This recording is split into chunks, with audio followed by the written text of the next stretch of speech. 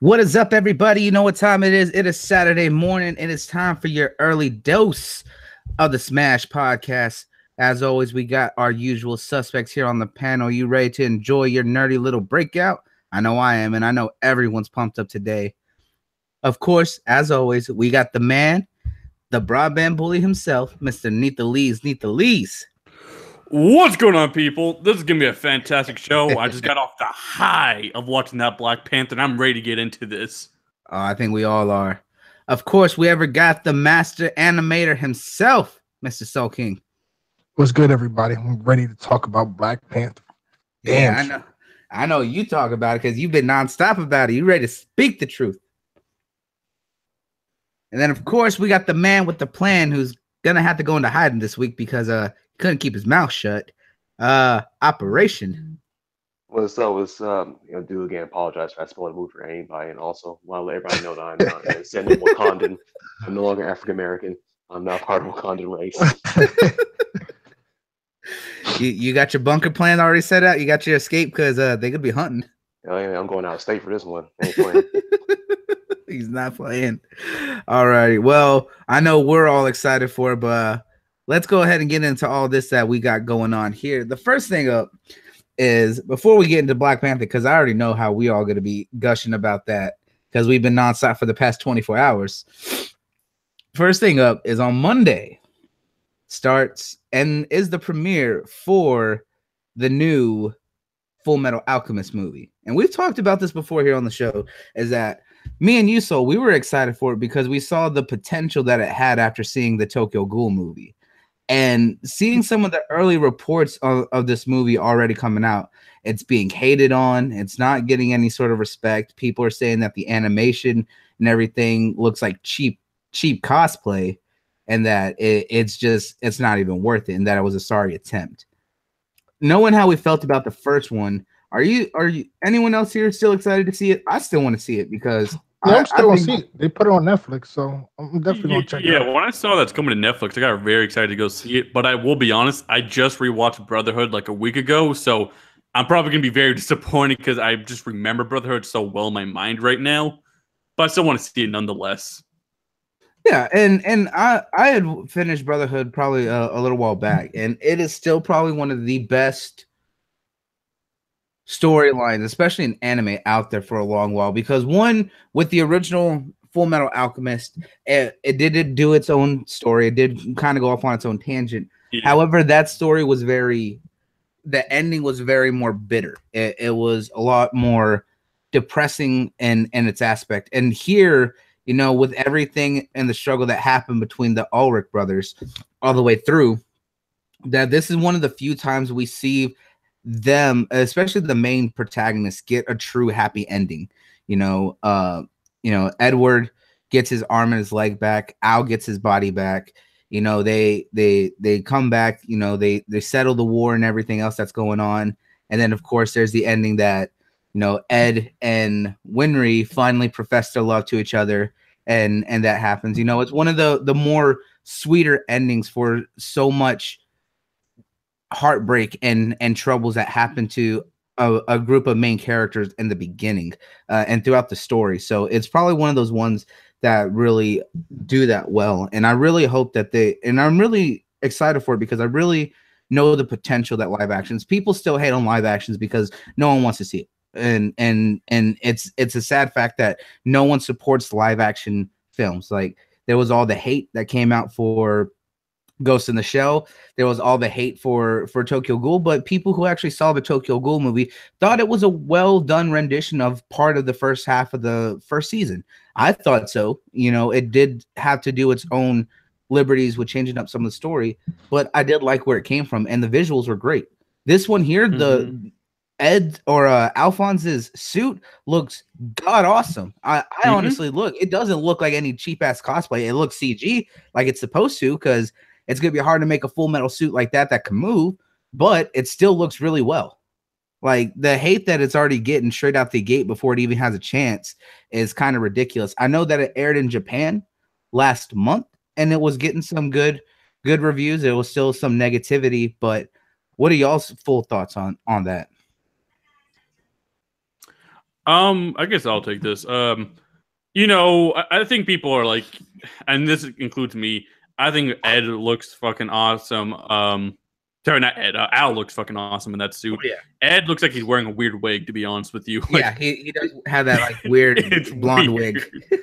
But and the movie kind of looks a little under budget because it isn't quite the Hollywood budget, but it still looks interesting. I think it's going to have its own interesting take on Full Metal in its movie form. The only thing I might worry about is I hope it doesn't try to do too much in just one movie, and you know, have that like Avatar effect. You know how they like try going through everything in one take. Yep. Yeah, but I do worry about that. But you know, I want to see it, and I also like that's coming to Netflix because I think these movies can't stand on their own if they just come to the West to like traditional theaters and DVDs. But if they go to streaming services off the bat like this, I think they'll have more of a shot.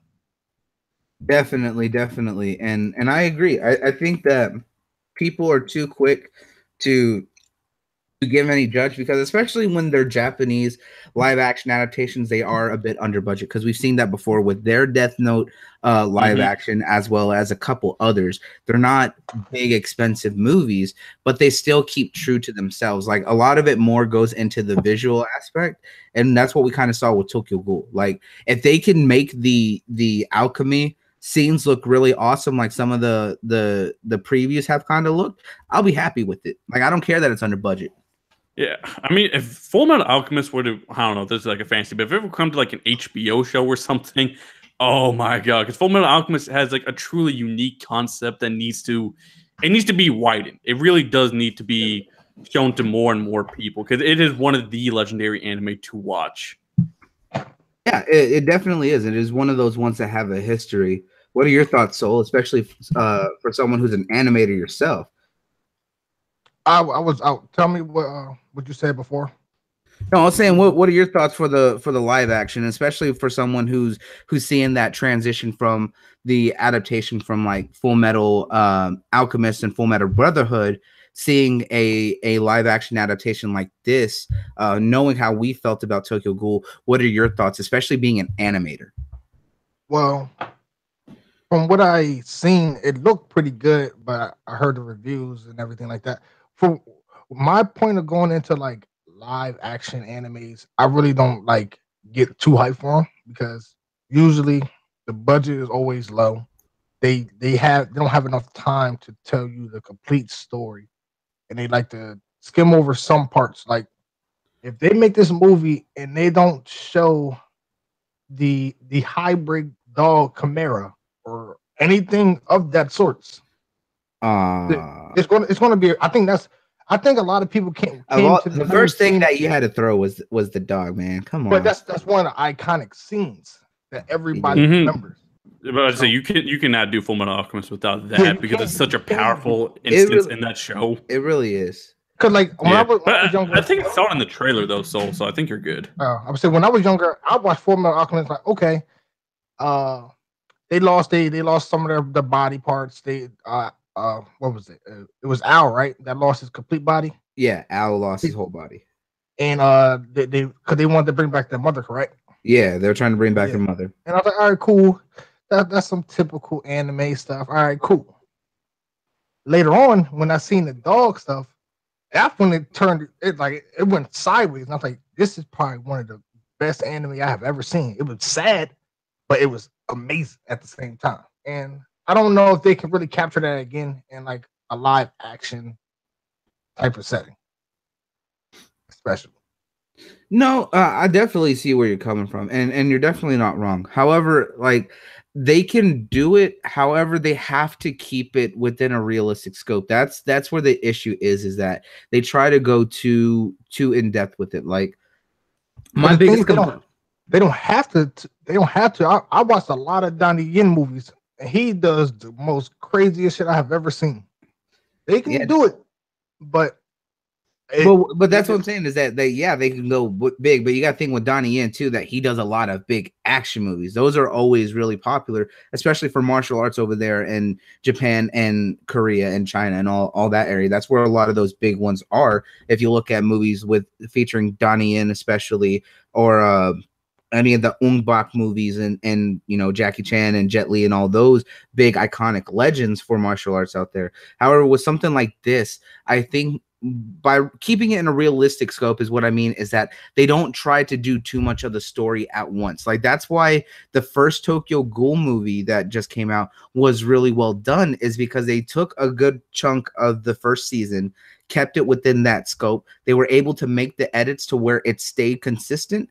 Yeah, they had to rewrite it just a little bit, but it stayed well enough to tell part of the story that they were trying to tell, and you got to be introduced to the characters, and it worked. They didn't try to go far out of scope, kind of like the Ghost in the Shell movie, which was my biggest complaint, was that they took the storyline from the movie, the original Ghost in the Shell movie, and then part of the story from the anime from Standalone Complex and put it together. That's where that collided and caused a lot of issues for me, at least. If they can keep part of the beginning story of Full Metal and go through that, I still think that they can do it. But from what I've seen from the trailer, they're diving already into the greed and everybody like that. So yep, and that's what I was worried about. They're gonna have the Avatar effect where they try to do too much in one movie. Like they're really already at the end of it, or like they're probably going to show what is his name? I think they're probably gonna have a fight with the Fuhrer at the like probably like middle of the movie. I hope not. Like I hope that if they do start anywhere and they had to put it, they would start. They'll show early on, and Al getting his state alchemy license and going through all that, and then kind of go into they can go into the homunculi storyline with greed and lust. However, like I hope that they also have Scar in there. Like that's a big part of that storyline, that if they're going to cut out a lot of the beginning and go there, that's where they need to start. But that's where they're going to mess up, because they're going to introduce all these characters. Half of these, I guarantee, half of these characters are not going to get no story. You're just going to like, oh, that's Scar. Oh, we know Scar because we watched. Not everyone else is going to know Scar. Yeah. Yeah. So they're going to like, all right, cool. But that's why I think. They need to also do the characters right. Like, what about like Mustang? Like, he's an iconic character, and like you have to get a story arc right, or else like he was gonna fall completely flat. Yeah. What is Mustang's best friend name? Hawkeye. Oh, Lieutenant Hawk. Lieutenant Hawk? That's a girl. I think you mean like the guy with the baby. Oh yeah, the nerdy guy with the glasses. Like I don't. Hey, look, that's my boy. Hughes. They have to put him in there. They have to put him in there.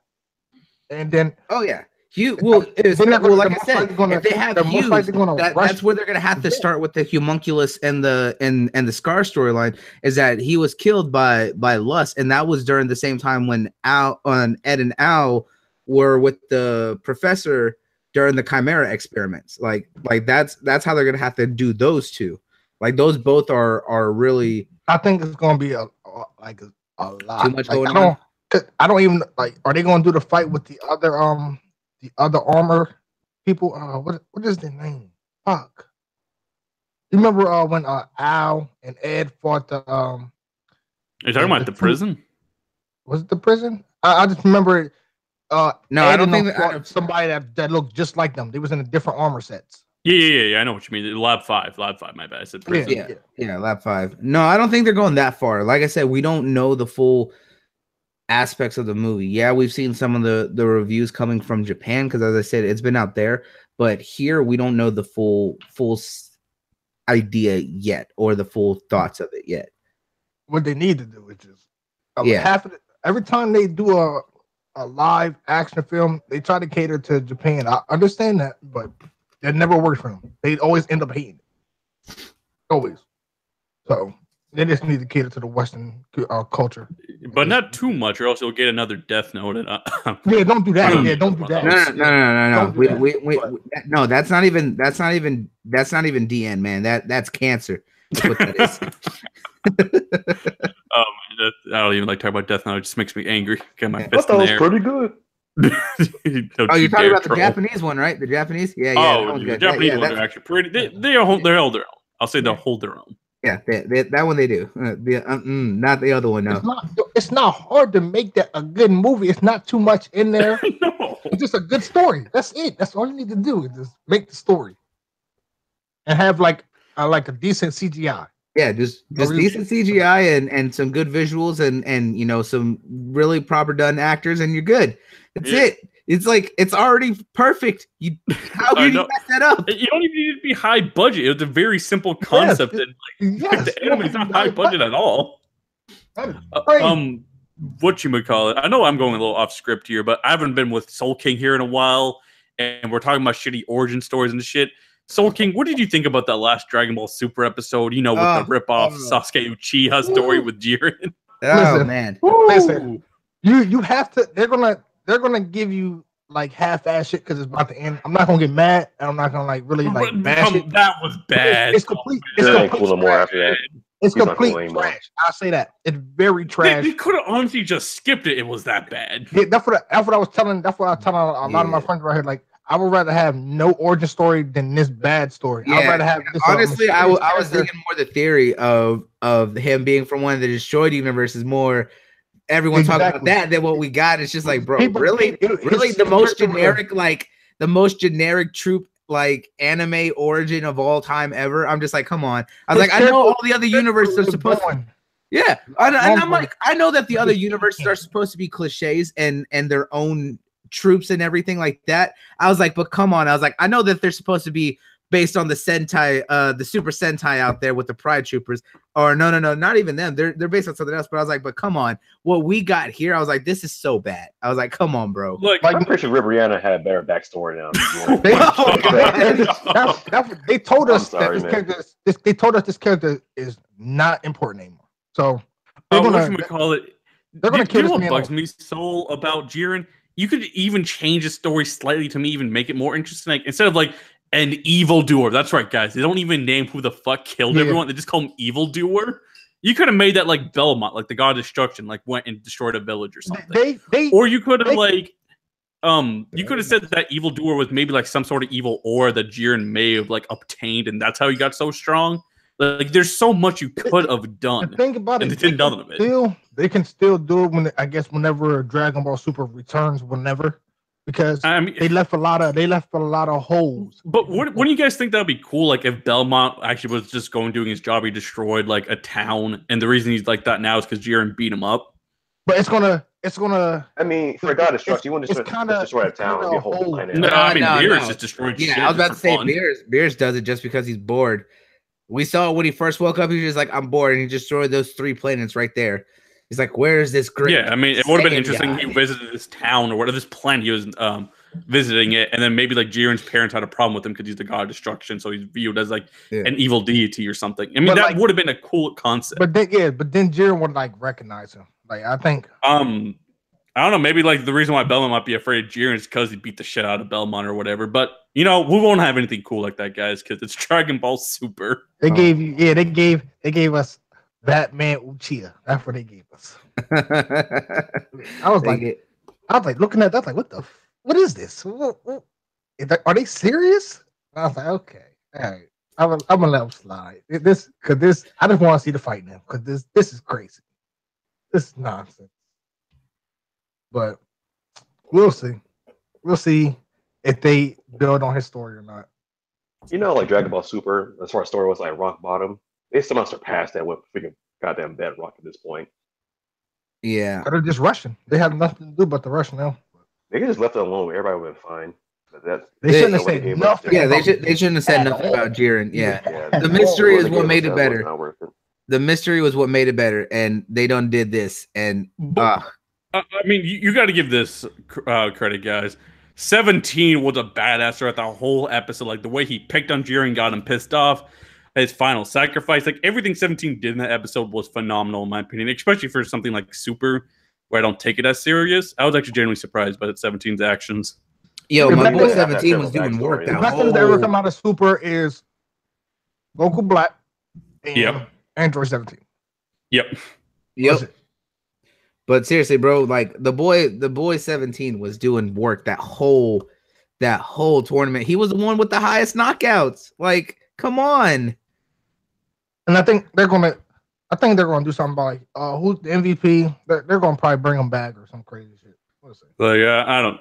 Vegeta's like an MVP. I mean, he took out God Destruction Topo. Let's be real, guys. Oh, like, dude, he straight Vegeta up put in work. destroyed. Yeah, he wrecked that boy. He Laid laid that mustache out. yeah, he laid that mustache out in the words of G. As much as I love Dragon Ball and all that, it's so annoying how inconsistent his power is. Like, okay, once he takes out Topo, he's like, okay, all his energy is gone. 2 seconds later, he goes back to final form blue. It's like, what the fuck? I seen that shit. I was like, all right. I was like, even I was like, come, you could make him go Super Saiyan 1, fine, and but the funny thing about it hasn't even been a minute before he fuck out of here. Yeah, I know. Yeah. I was like, people forget about the timing. Like, the timing is way off. There's like 3 minutes left. So is Vegeta like Royal Blue on par with like Ultra Instinct Goku? Yeah, I like Royal Blue. No, I'll say Kaioken. Kaioken. No, it's strong. No, it's strong. Royal Blue is stronger than Kaioken times 10 Super Saiyan Blue. Easily. Even Super Saiyan times 20, it's stronger in my opinion. Like he does a lot of shit with that form. You got to think that too. His, not much strain on him either. Yeah. So like man, right now power it's definitely below Ultra Instinct. Never made sense. Yeah, it's definitely below Ultra Instinct. But like I said, man, power levels and forms have made no sense since since the whole start of this shit, because everything has just been out the window since Super Saiyan 3. Oh yeah, it got worse with GT. And thank God that's out. You guys hear about the scans for V-Jump for Dragon Ball Super? Are you talking about Goku's final form? Yeah. Look dumb. Like that's what we've been wanting, but they didn't do it right. Yeah, like I think it's because he hadn't had his shirt destroyed, man. If you look at it, every time he gets his full power up, his shirt's always been destroyed. It's not gone yet. It's gonna get destroyed now, but yeah, and then he'll get super. I don't like the copper of him. Yeah, it looks weird. Like you guys have to look at the scan. I just don't like him fully mastering a form within like 40 minutes. Maybe it'll look better so like in the Ultra Instinct aura, that like hair and all that, but you ever had theory a while back about it being 2 points Ultra Instinct? Silver hair. Silver hair now. Yeah. You remember that theory a while back? Yeah, I remember one attack, one being defense. Is that been debunked now? Because they haven't even touched on that officially. They never touched on shit. Let's get off of Dragon Ball Super. I hate that. That's true. Okay. I wanted some roasting in here because we're about to get into a movie I think we all love. You ready now? Oh yeah, I'm ready. Yeah, we can go ahead into it. We've wet everyone's palate just a little bit. Oh yeah, I'm ready. So I would play the theme song, but no copyright. Yeah, no copyright here. No, none of that. But we all yesterday had seen, finally on launch day, we all went and saw Black Panther, and I think you have already seen it twice. I know G's seen it twice. But what was your first impressions? Because, oh boy. Honestly, my first impressions, I was just completely shocked how good it was and how it didn't follow the traditional superhero movie. Like it was more of them showing us the I guess the world of Wakanda and the community. Of course, there was like great fights, but they really showed us all the cast and everything they can do, and I loved every single one of the people in there. Even they even built more on Claw, and even though he was an asshole, he was a funny asshole, and I liked him. Yeah, dude. Ulysses Claw was something else, dude. I liked him. Just so you guys know, I'm gonna say this out loud. This is non-spoiler because the movie just came out, so we're not gonna give you any spoilers. Yeah, we're just giving our impressions on a lot of the key points here, so don't worry about any spoilers. We'll keep it very, very. And I want to address a criticism that seems to be going around that this movie doesn't have too much action. Here's the thing: you could watch a movie like Fast and Furious that throws action in your face 24/7. Same with Transformers. But none of that action is meaningful. All the action in Black Panther is very meaningful, and it's very satisfying to see. Like there's going to be a lot of action scenes where you're not. It's like I'm not going to spoil it. It's two particular action scenes. You're like, holy shit. Like, I know what you mean. Like when he goes for like that punch. That's not a spoiler. He goes for that punch, and you fucking feel that shit. You're like, oh shit. Yeah, it's really good. But I just love the world. I love the characters. I really love the general what I forgot her name. Okoye. Yes, Okoye. in the trailer, Nicoya, you guys Nicoya. I really that- loved her, and that woman that hangs out with Black Panther. She's the general, she's and oh my MVP in god, that she's movie. phenomenal. She's unstoppable. like Oh god. Yeah. as somebody like nobody could complain about the women in this movie at all, because they held their own. They were all top They were notch. their Oh, yeah, own dude, characters. They were really good. Definitely. Like, this is probably one of the best movies out there. It's not just about T'Challa becoming king and taking on the mantle of the Black Panther. It's so much more than that. It's more his acceptance with what comes of it, what his role is, accepting the loss of his father, as well as it's the growth of everyone around him. The women in this movie are true powerful women, from Shuri, his sister, to Okoye, the general, to his ex-girlfriend, Nakia, and everything else. Like, these are truly amazing women that hold their own, even when he's not on screen, because there's plenty of scenes where they're by themselves and they hold it well. Yeah, I loved it. They even make side characters like who's the American in the movie? He's from Civil War. Oh, Everett, Agent Ross. Agent Ross. They even make him a funny side character. Like, I think he was done well enough. Dude, like, Agent Ross has been slowly growing throughout the MCU movies. Is that honestly, Agent Ross is now taking over the role that was originally probably going to be used for Phil Coulson. Yeah, And that's what I was about to say. He's the new Coulson. I was gonna say the exact same thing. He's the new Coulson. Yep. And It is a that's natural great because transition, though, Coulson from is a Coulson to great, him. yeah, Coulson's a great character, and Ross, he tries to be a little bit more stricter than Coulson, but the way he gets caught up in everything, the way he just ends up going with it is great. And I love his role on connecting a lot of the stuff behind the scenes and the big political side, and seeing him kind of like his interactions with everyone was just simply amazing. Like, I love what they did for him. And like, people were complaining that there's only like 2 white guys in here with Ulysses Claw and Ross. That's fine. Ross's interaction with everything was not any way or shape or form like out of place. It was perfect. Yeah, everything was well placed. Like, you wouldn't. I would say the only gripe I have is with somebody's eyes in one scene. Oh my god, yes. I was telling Live Wires in the trailer, like, you could see their eyes, and that shit bugs me. It's just weird. It was through one of the suits. Yeah. No, it wasn't that scene. I'm talking about. It was a scene where T'Challa was talking to somebody, and this man's eyes like going all over the place, and I think he has like a glass eye, so that's why. Okay. You're talking about Forrest Whitaker's character. No, not Forrest Whitaker's. It's if I don't want to say it, I can't say it because it's right in the chat. Just right in the chat. Yeah, right. We should probably touch up on it next week. Yeah. But, I think I know who he's talking about, and it makes sense. I have to see it in the chat though to see what he means. Oh, yeah. That makes sense though because of what happened in Civil War.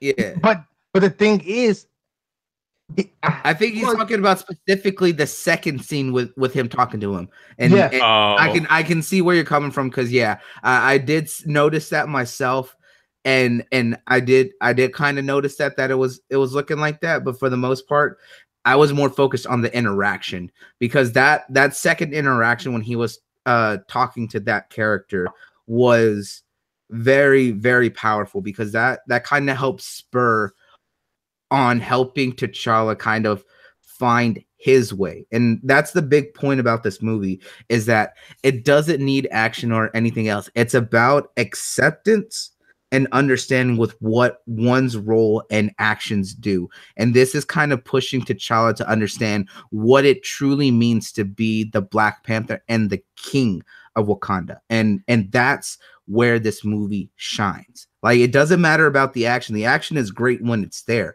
but everything else is about the characters' growth themselves. And I was about to say, since you're getting more into the deep characterization in this film, let's be honest, guys, and we can finally say it to the audience, the MCU has its best and first real villain. Oh my god. Yeah, Michael B. Jordan is villain. He was a true real villain, even though he's not a villain because he's the GOAT. He's the GOAT. Yes. He was. And here's the thing: if they had two real well pushed, like one, like we said, Ulysses Claw, which we had already known, was so great because they kind of showed how he tied from the past and now his point in the future, and he was great while he was there because yes, he was an asshole, but he was that perfect amount of asshole and over the topness that you would expect from a character like Claw. Claw was just all over the place, and it worked. And then Michael B. Jordan finally getting to see Killmonger. Oh my God.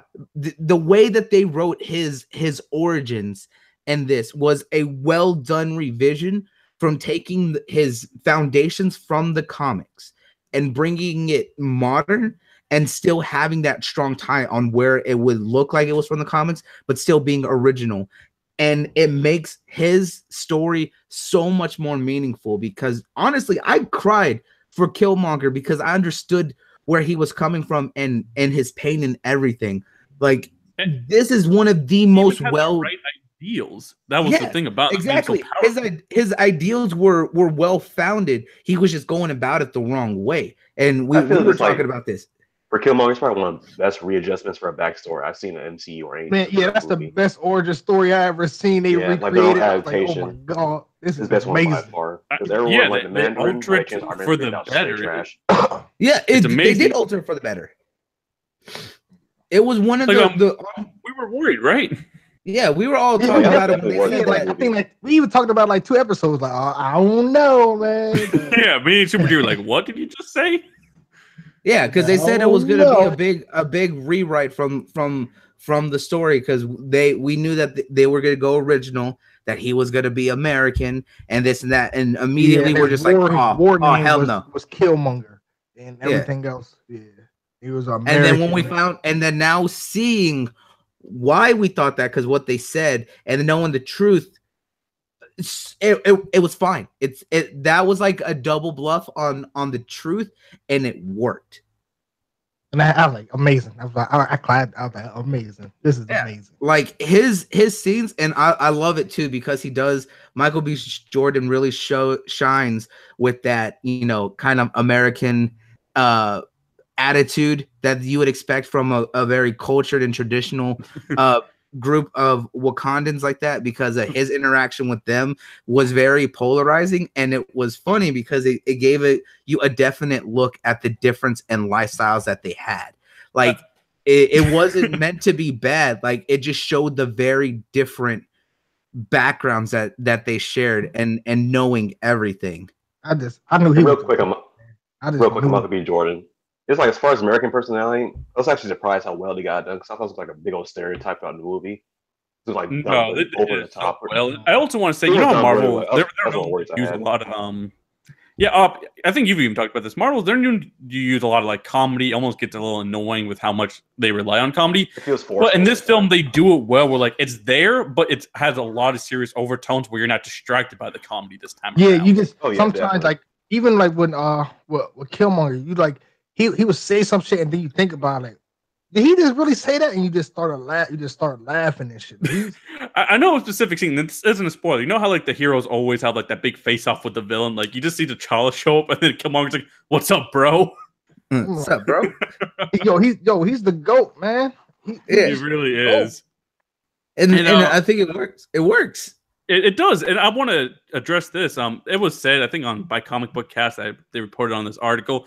Michael B. Jordan inspiration for this movie was Heath Ledger's Joker. Yep. And no, it wasn't like Michael B. Jordan was like super crazy or doing stuff like that, but he had that atmosphere. Every time you saw him on the screen, you were glued to your seat. You did not want to leave to go to the bathroom because you were waiting for Michael B. Jordan to return. He was That's exactly how because he stole the scenes when he was there. He stole the scenes. I was waiting on the longest time to even actually see him. Like I was like, "Yo, when we gonna see Killmonger?" Yeah, there is a part where you don't see him at all, but you're so anticipating him just from the very beginning because you could tell this dude was a badass. And then when he came on the scene, it was amazing. I was like, because he down the way that they introduced him, it was downplayed, and that's what made it great. Is that at first when you see him and you realize, oh, that's him, and it's not the way that you see until everything happens, and then you're just like, yeah, that's what I would have expected, and then he makes his real big entrance later on, and then we get to really see Killmonger in action, and I love that. And I gotta say, I love the little fucks he gave about this movie, because there's a part where like you saw the Black Panther chasing him, and Michael B. Jordan doesn't have the best of equipment, but he just puts his ass down. And you're like, damn, like that dude's not someone to be trifled with. Yep, it's crazy, man. Like, I can't wait till next week. I swear. Yeah. Let's say next week, guys, we may or may not have a spoiler section from the movie. It's not going to be. It's going to be all spoilers. Just know that. Yeah. We're very excited for the film, guys. I'm coming out the gate talking about it. Don't worry, we'll put a muzzle on Soul when he starts going way out loud. But to say, we had to put a muzzle on our little boy Op over here, because apparently he was going off on Twitter. Oh, never happened. Jesus. No, Jesus. Like we even had a little DM chat. I'll be real with you guys. I'll give you the inside story where Soul King's like, "Yo, Op, I think you might have legit ruined that movie for some people." Like, it was up for like 15 minutes. Hopefully, no one saw it. I saw that. I was like, no, did he just say that? My mind because there's even like a Twitter fucking thing going around where there's like a picture of a bunch of people raising their fish. Like, come on, guys, you didn't even do this for like I don't remember what movie it was. Was it 12 Years a Slave? I forgot the movie. Jesus Christ, it was fucking funny though. That movie was phenomenal. I fucking loved it. I'm going to go back on Tuesday to see it again. Oh, bro, I'm probably gonna. I'm gonna go again here soon. I'll probably go like on Sunday or Monday. Wakanda Forever. Wakanda Forever. For real, like that movie will impact you, because it's not even just about the characters and who they are. It's about what they stand for and everything. It's not just about if you're black, white, or anything like that. That's not the issue with this and what makes it great. It's the understanding of where they come from and what they are trying to do. That's what makes it. This movie can really resonate with anybody. Even Killmonger, he even showed that it's for all people. Yeah, he said one quote that he said that was basically for everybody. I was like, holy shit, I'm gonna put it in the chat, but yeah, what should we call it? I think, guys, we need to give Black Panther respect, bow down, because that is now the king of the MCU films. It is on the top. Yep. I don't care what you tell me, man. There's no way another MCU movie tops that. Yeah, that's already released. It was phenomenally well done, and like I said, the biggest thing about it is it's not about anything else. It's about the identity and the growth of the characters and the pain that they feel, of them finding what that makes them them. That's the beauty of this movie. Like, their traditional representation of African tribes and everything was well done. It was well respected. It was loved. And that's great to see. But the big thing about it is it don't matter who you are. Anyone can resonate with the pain that both T'Challa, Killmonger, and everyone else feels, and finding their place in a world, especially in one that's going as crazy as the world that they live in, knowing what their country is, what's going on around, and everything that's coming up. Like, it works on so many levels. It really does. Like, I can't tell you how much I fucking love this movie. I might see it 3 fucking times, to be real with you. I'm already ready for my third encounter. There's really this narrative going around right now, saying like this is like only a black movie. I went to the movie. Anybody can watch the movie. You know what? Speaking about it being only a black movie, I was talking with Chuck about this, and Delilah also. So shout out to them and the IMG family. But they actually posted up that there was people who were spreading fake reports out that people were getting jumped and assaulted at these movies. And like that. Yeah, and they were quickly like thrown out because they were pictures that are years old that were found out like immediately that it was fake. But there's people who are out there trying to hate on this movie and hoping Google like Bloody Towel, right? And post on Twitter, make a big story about it. It's definitely on both sides. It's the people that are like saying they're super woke and they only want nothing but black people watching the movie, or if you don't know anything about Black Panther, you shouldn't watch it. And I completely disagree, and I don't like that. And there's also the other side that just really hate that it's an all black cast, and they want to do everything they can possibly to destroy it. I even saw it was like a big post on Reddit where people were just saying when they finally releases and we can like review it on Rotten Tomatoes, we're gonna downvote it. Yeah, there was a big Reddit post, but I want all those fucking people who just hate and want this movie to fail to hold that L. This movie has made like over 100 million as I'm speaking, and it's probably gonna like it broke records in UK. It broke records UK. This movie might make $1 billion all said and done with the DVD sales and stuff. This movie is doing phenomenal, and you guys can't stop it. Look, the only we've seen with very few movies that how quickly they do $1 billion and up. Like the first one that did $1 billion really quickly was Episode 7 for Star Wars, and that one I think overall now is at $2 billion. We saw Rogue One get $1 billion within like a month or so, or like 2 months, and even Episode 8 got over $1 billion. Like this is one of the biggest Marvel movies, especially superheroes, that are selling numbers fast. Like we knew it was going to do numbers, but hearing that did 25 million from Thursday night tickets alone, and that Friday it already did 75 million. All right, that's over 100 already. Friday, yeah. And that's not even taking out on account the last few days that they count for the weekend, which is Saturday, Sunday, and then Monday. After that, they total everything up for the first week of weekend. Black Panther, it ranks number 4 in Fandango's top pre-sales of all times. And you know the only movie that's higher than those, higher than Black Panther, Star Wars. Like Star Wars? Yeah. Yeah, top 3 is Star Wars, then after that's Black Panther. Like this movie is so phenomenal. I'm a little less excited for Infinity War because like it just can't top this movie in my opinion. At this point. All I know is that all of our Wakandans are going to be there, so I'm perfectly fine because I can't wait to see like how a traditionalist like Okoye is gonna talk to some of the others like Cap and Tony Stark, especially Shuri. Oh my God, I'm in love with Shuri. Okay, that girl is something. Okoye is on the front line, and I love it. Yeah, and Shuri, and knowing that Shuri's the smartest girl in the world, right? Seeing her talk to someone like especially talking to Bruce Banner when he shows up and talking to Iron Man. Tony Stark too, I can already hear the sarcasm in that girl's voice. What the fuck is this? Yeah. What are those? Yeah. Like here, this is the only thing I'm gonna say. Her jokes, and especially when they were in the lab, because we seen that when T'Challa comes into the lab in the trailer, when you hear what she says, oh my God, that girl is something else. I don't want to say anything. To see the movie, go put down everything you got.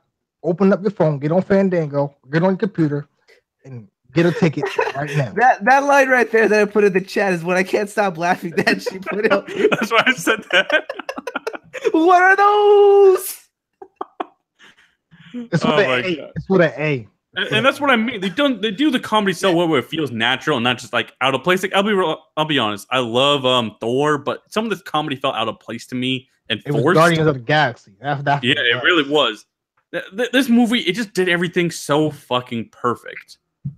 Look, the comedy and Guardians of the Galaxy was more upfront and made sense with the characters like Peter Quill and Rocket. That one's acceptable, and especially understanding Drax's like very bluntness because he doesn't know anything. That works, And Thor, it went more over the top. It worked, but it was more over the top and kind of a little bit polarizing if you went from the first two. That's what I mean. But it still worked in its aspect. But this one had it down packed the first go around because the characters' interaction. The scene when T'Challa first gets back to Wakanda and he's talking with his mother, because oh my God, Angela Bassett is a beautiful woman in that movie, like straight goddess looking woman.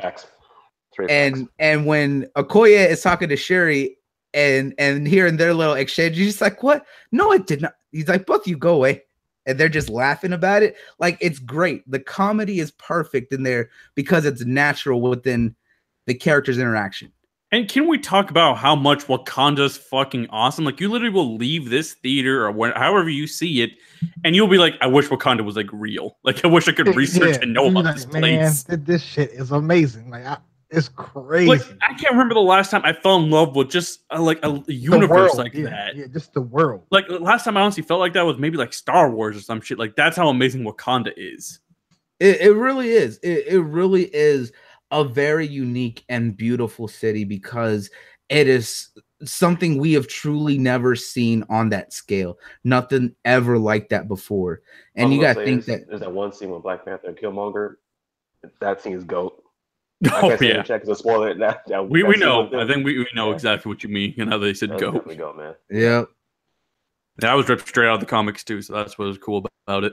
Exactly. Oh, definitely. That was something right out the comics, which is great. How about my thing is that they were kind of teasing M'Baku a lot with the Jabari, and I'm glad that they showed that. And you got to think about the kind of implications that M'Baku has with Black Panther, because most people didn't realize that that's Manate. That's the foundations for Manate. And you see it too when we see their village, they're not wearing the traditional, Panther god representing Bast. They're representing the gorilla.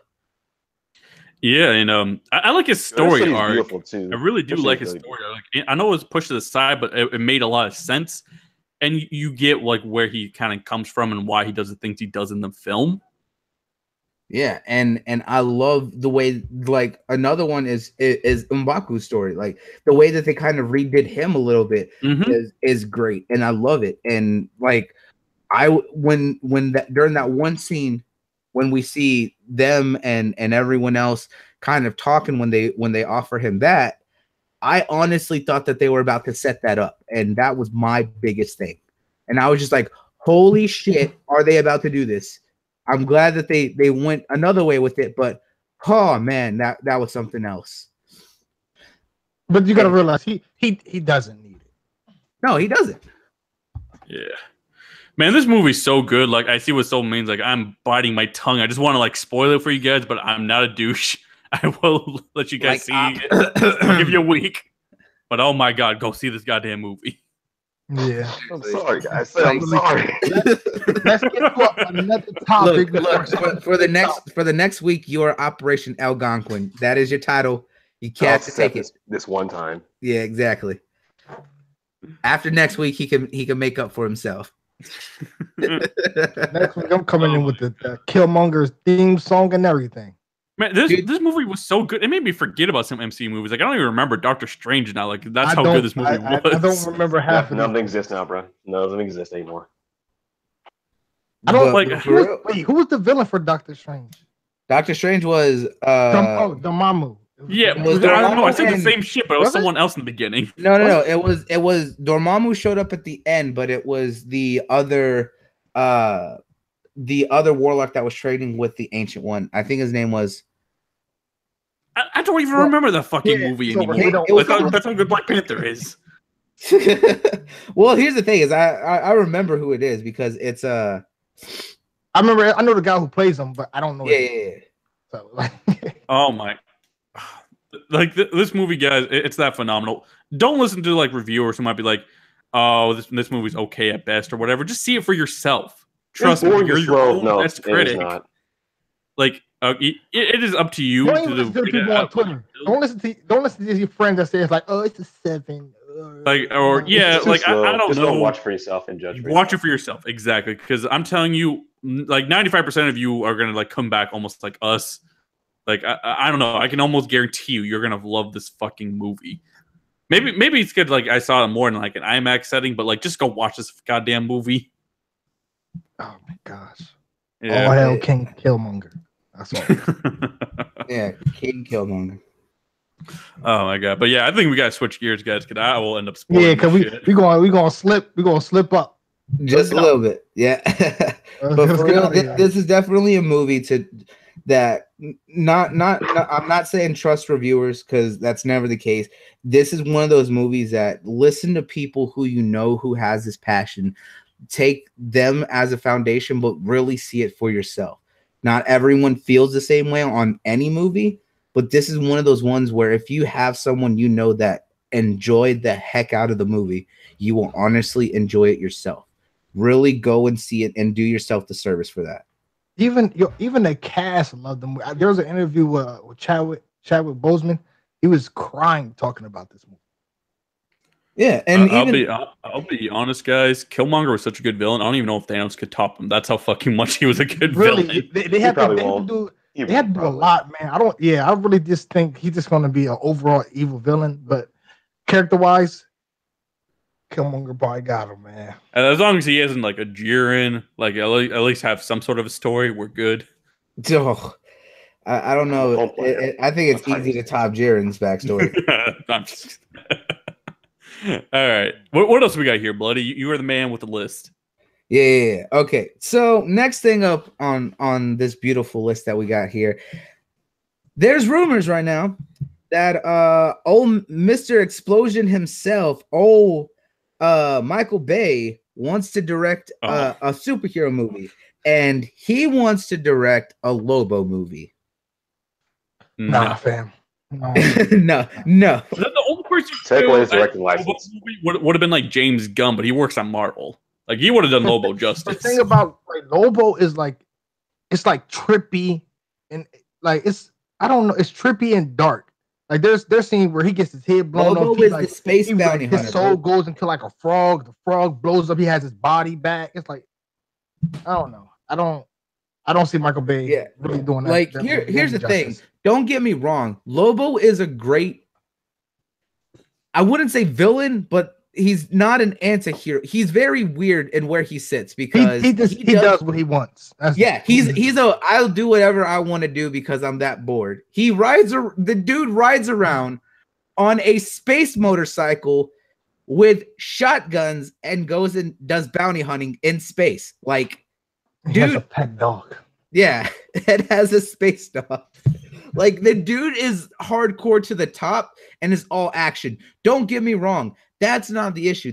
The fact is Michael Bay would go so overboard with a lot of things that it would ruin a character like Lobo.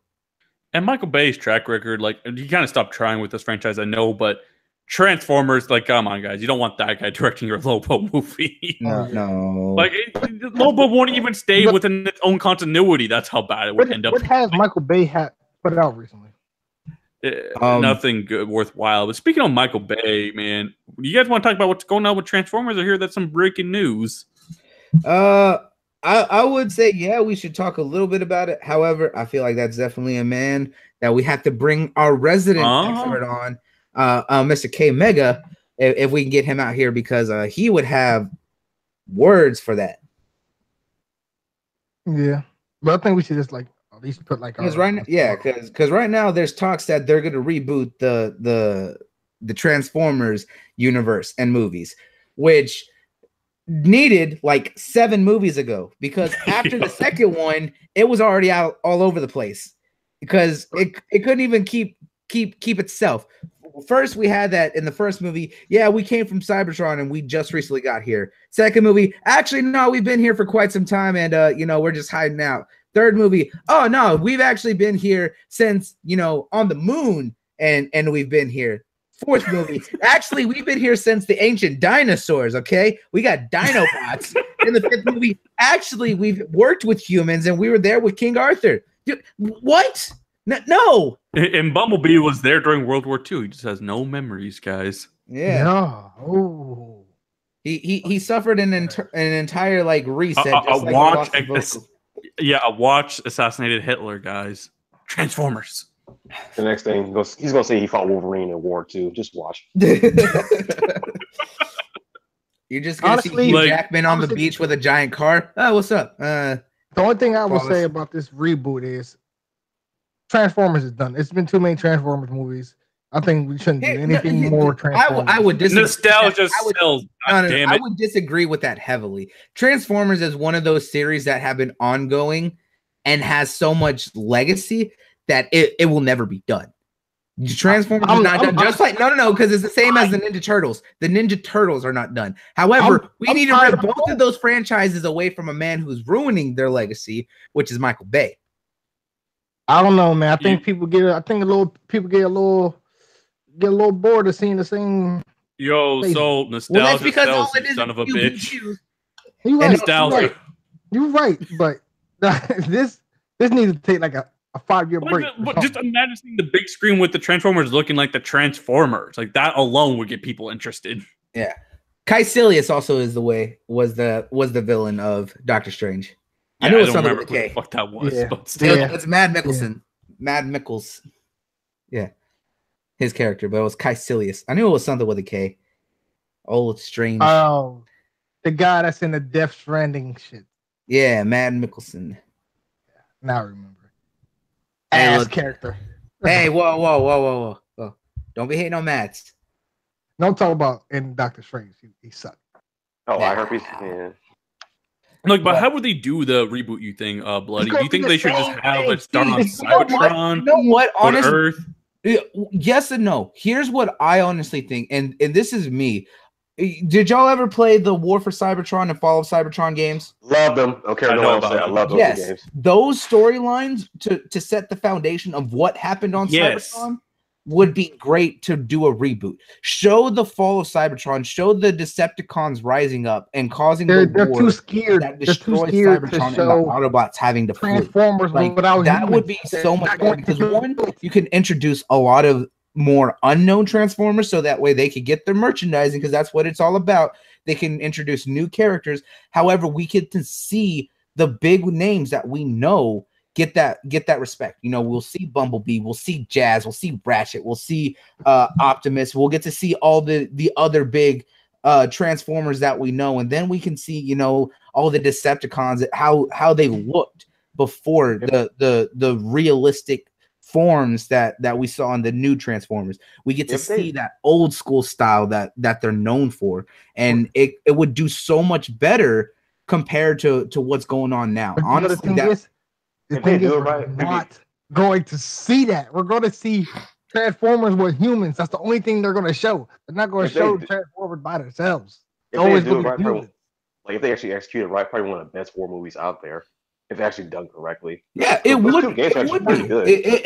You got to realize you're not wrong. So they would definitely put humans in there. However, it would be so much more understanding and a better reboot to kind of show what happened, because right now with what we have, it's so all over the place that there's no even point. Like, there's no point in trying to go back and say, oh no, actually this happened. No, this happened. Wait, this right here is what happened. No, because of the fact that they're just going to redo it. If they can give a well done reboot with a well written origin of what happened to Cybertron before they came, hell, if they wanted to, they can show you know, someone finding one of the Autobots, and when they're trying to fix him up, they have them all hooked up and they're able to replay his memories through like a machine, and they can see where he's coming from. Or if they wanted to, they could fix up the Autobot and show them what happened. Like, I guarantee you, man, they're gonna do like a black hole scenario where like this space crew went through a black hole, landed on Cybertron, and then Cybertron went into a black hole, and then they landed on Earth. Like, that's how they're gonna do it. I guarantee you. Oh God! Yeah. Don't give them ideas, Neth. Shut up. But no. Like, they're gonna do the whole Cybertron thing, and then at the end of the movie, it goes to a black hole, and that's how they get to Earth or whatever. Well, yeah, because they're gonna crazy shit.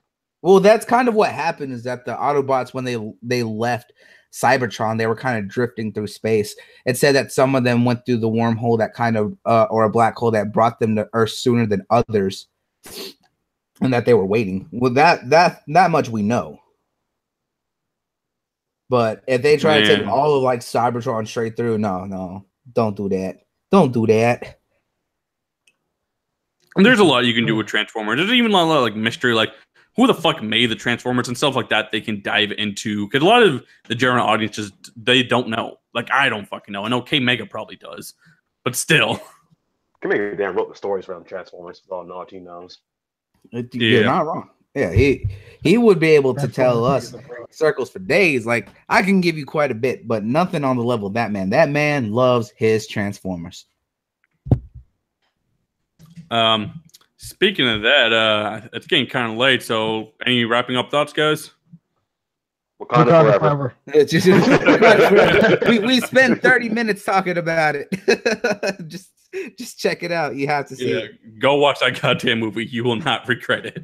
The only thing I got to bring up here that we kind of overlooked, because we were talking about it earlier, is that you know, when we were talking about, you know, Japanese movies, and you mentioned Donnie Yin there, so speaking of a big thing is that Donnie Yin confirmed that he's working on a Sleeping Dogs movie. I think that's super dope. Good. Yeah, because you gotta think that that's probably one of the best martial arts games that we've gotten in a long time, and well done too. The story in it's great. The characters are well done. If anyone can bring to life a kind of character that was like Agent Wu in there, it's Donnie Yin. Donnie Yin does those kinds of characters and movies all the time. And for a good kung fu movie like that, for a martial arts film like Sleeping Dogs, Donnie Yin is perfect for it. Like if you go on his Instagram, he kind of has a movie like that. It's like Flashpoint. It's called Flashpoint. I think he's gonna go. I think that movie is like perfect for him. I think it's gonna go absolutely crazy. Yeah, Flashpoint. I've seen Flashpoint. Yeah, like exactly. That's probably one of the best movies. And with them doing the storyline from Sleeping Dogs already, he looks well enough like the main character from Sleeping Dogs. And if you look on his Twitter or Instagram, he tweeted the same kind of area that they were replicating from there in Hong Kong. He's right there. He's in his own version of the main character's outfit, but it looks great, and I'm excited to see more for it. It's one of those films that if you're having one of the kings of action do that movie, Donnie Yin's the perfect fit for it. Yes, he is. Yes, he is. So I'm excited to see that, and I'm glad that we're starting to finally see, you know, video games getting their movie adaptations, and hopefully well done, because we're going to be seeing the Spartans and a lot of other video game characters on screen next month for Ready Player One. If you're not excited for that, you better go see it. And we already know Steven Spielberg is still working on the Halo TV show. That'll never come out. Yeah. Hey, look, this is the closest we're going to get with at least seeing the Spartans in that movie. So go support that and all that. But I think here, this is probably a good movie to fill in, because we already know that Tomb Raider movie is going to be ass. Oh, that looks horrible. It looks like something you find on the sci-fi trailer. It really does. Have faith. Yeah. No. Have faith. Look, I want it to be good, because the reboot of Tomb Raider was so well done, and the fact that they were trying to do that, it was a great thought. But some of the stuff, like the scene that we've seen so many times of her falling on the log, oh my god, it's so bad cut. It's a like bad cut. That's it. Yeah. It's a bad cut. That's it. Sorry guys, I dropped that for a second. Yeah. You see Souls being the positivity on this one here. Let that say something for you. I'm gonna say, I don't even want to be here for that train wreck. Yeah. Oh, shout out to 108 Dragons in the chat. He's gonna do that Tomb Raider in his backyard. Oh my god. Oh, bro. Yo, guys, real quick, I dropped off for a second. What's the topic now? We're talking about the train wreck known as the Tomb Raider film coming out. Oh shit. Oh Lord. All right, we bugging out too much. It's bugging. Oh man. All right. Anything you want to say, Neth? Anything you got going on, brother? You know, I'm actually working on a video. I might drop it by later tonight, maybe tomorrow morning. I don't know. I'm kind of lazy. But yeah, I'm working on that, and also wanted to, give my thoughts and prayers out to all those people affected by that recent shooting. I think I heard like a university is actually closing down because they heard recent gunfire. It's sad that things like this have to happen, but my prayers are with you, people. Yeah, definitely send our condolences to the families who have lost it. Seriously, that it's a tragedy when it happens, but to schools especially, it doesn't matter how old they are. That has an effect that scares them more than anything. And I've known a lot of things that have happened, So my prayers and wishes go out to everyone out there that was affected. Just stay safe. Just be with your loved ones right now. Don't worry about anything else that's going on.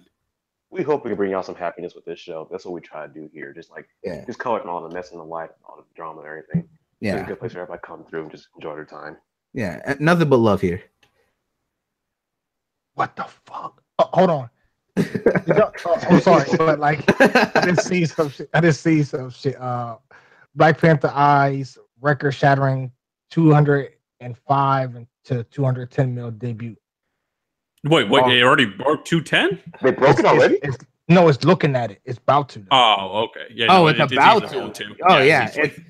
Easily. I guarantee by the end of the weekend, we're gonna look at close to 300 mil, maybe By the end of this more. podcast, gonna be I honestly think 300. 250 to 300. Yeah.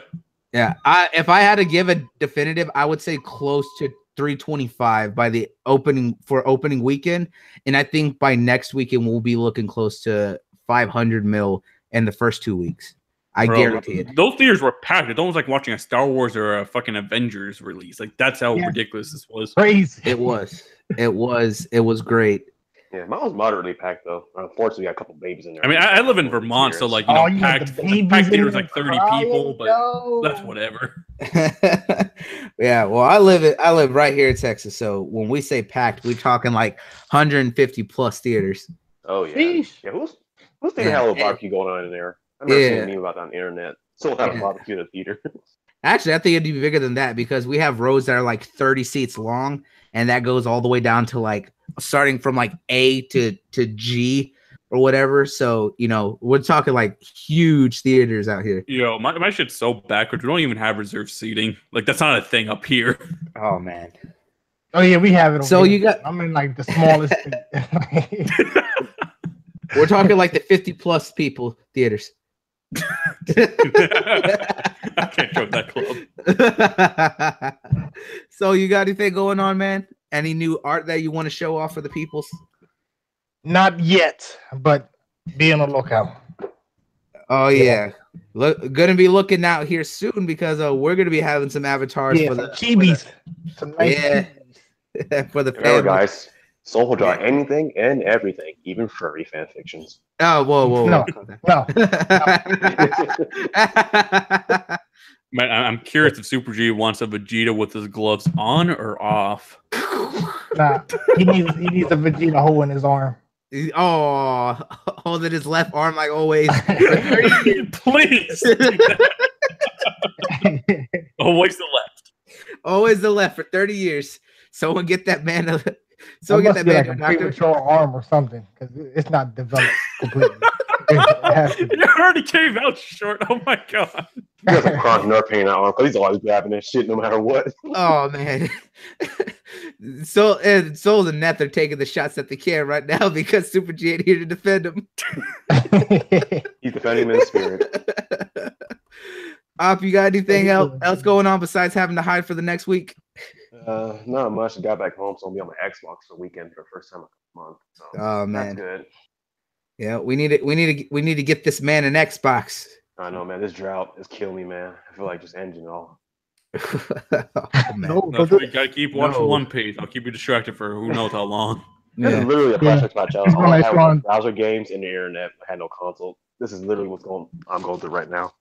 He's having them video game withdrawals. Yep. I know. We miss you on that PUBG life. I know, man. All right. Well, other than that, of course, you can catch all of us on Twitter. All of our information's down below. Neth's channel is also in the chat or in the description, so look out for his posts. Other than that, just holler out at us and, have a good time, everyone. Wakanda forever. Wakanda forever. Peace out, everyone. Peace.